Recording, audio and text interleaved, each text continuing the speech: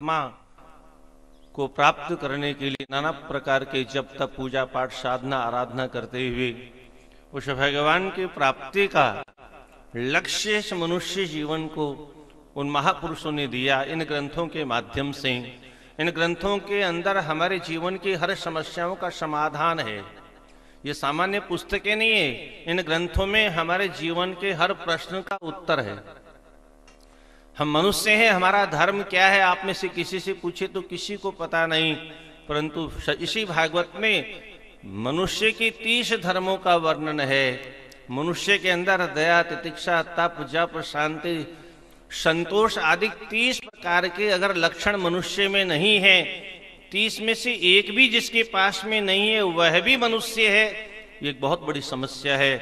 शकल तो भगवान ने हमको मनुष्य जैसी अवश्य दी है, परंतु हमारे अंदर मनुष्यता है कि नहीं कैसे पता चलेगा?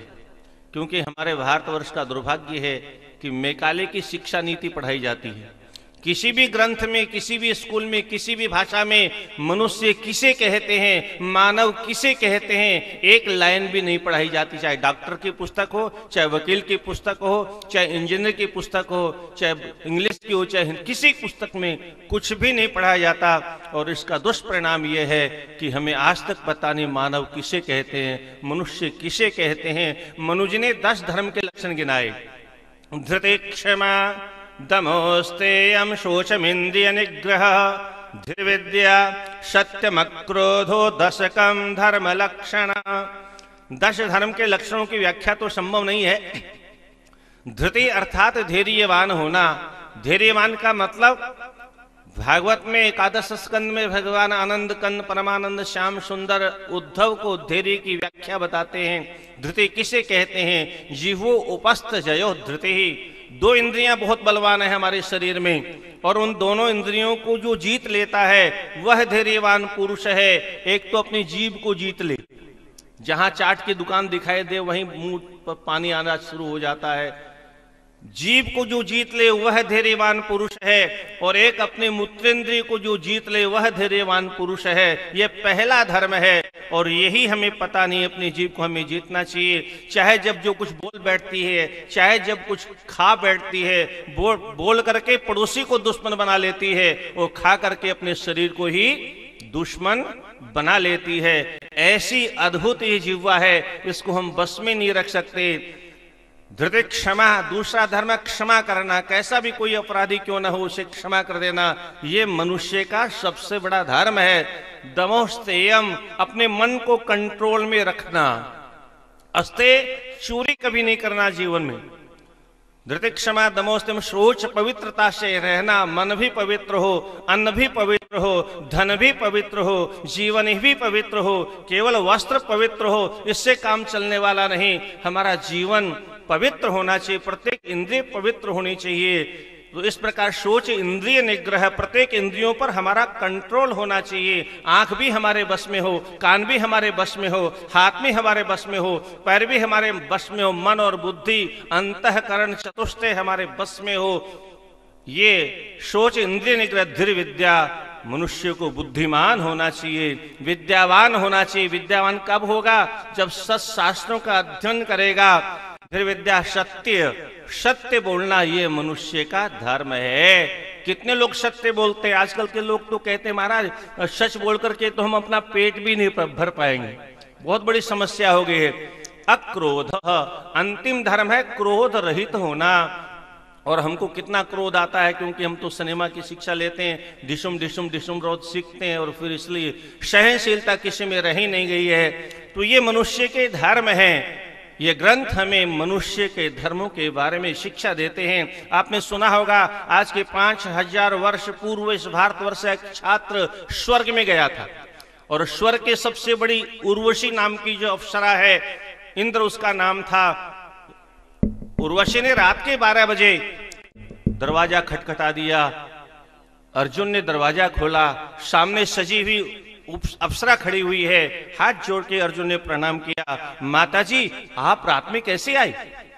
उसके जीवन में काम की आग तो पहले लगी हुई थी, क्रोधाग्नि और धधक उठी और कहते रहे मोर इस स्वर्ग में कोई भी माता नहीं होती, या तो सभी भोग्या होते, आओ मेरे साथ में रमण करो। अर्जुन ने कहा मैं पाप नहीं कर सकता।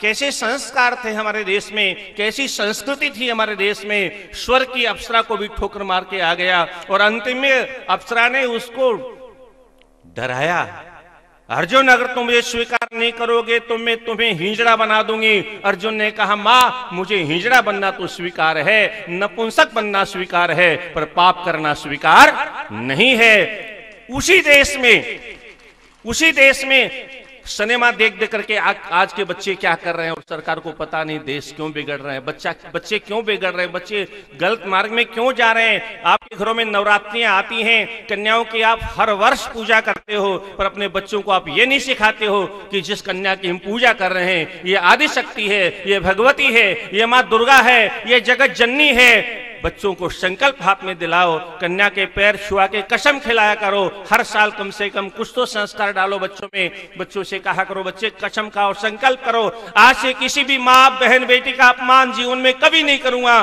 क्योंकि दुर्गा है, आदि शक्ति है, मातृशक्ति है, मातृशक्ति का अपमान हमें नहीं करना चाहिए।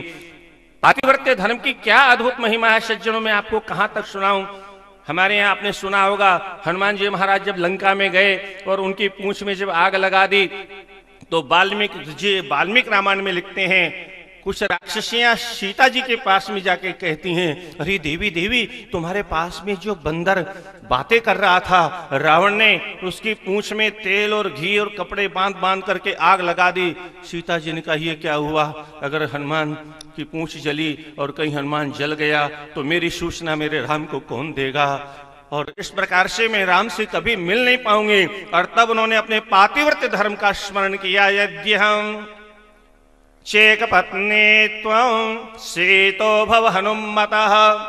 अरे अग्नि देवता, अगर मेरे अंदर पातिव्रत्य धर्म है, अगर मैं अपने पति को ही एकमात्र परमेश्वर मान करके उनकी सेवा करती हूँ, अपने पति के अलावा मैं किसी को पुरुष नहीं समझती हूँ, तो हे अग्नि देवता हनुमान की पूंछ के लिए सदा के लिए ठंडी हो जाना, और अगर तुमने हनुमान का एक बाल भी जला दिया तो मैं तुमको सदा के लिए ठंडा कर दूंगा।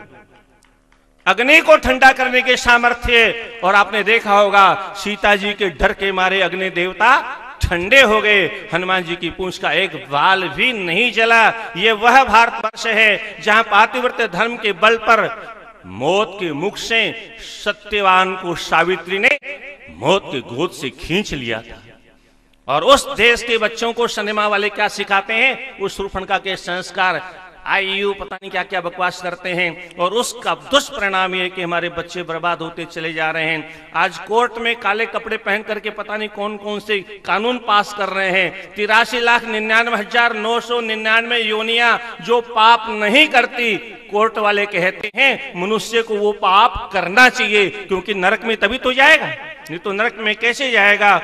और इस प्रकार से ये मैकाले की शिक्षा नीति का अद्भुत उदाहरण है। एक अंतिम दृश्य आपके सामने उपस्थित करूं सज्जनों, हम इस भारतवर्ष में जन्म लिए हैं जहां भगवान राम हमारे सोते समय, उठते समय, जन्म से लेकर के मृत्यु तक, मृत्यु के समय भी राम का नाम काम आता है, राम नाम बोलते हैं ना।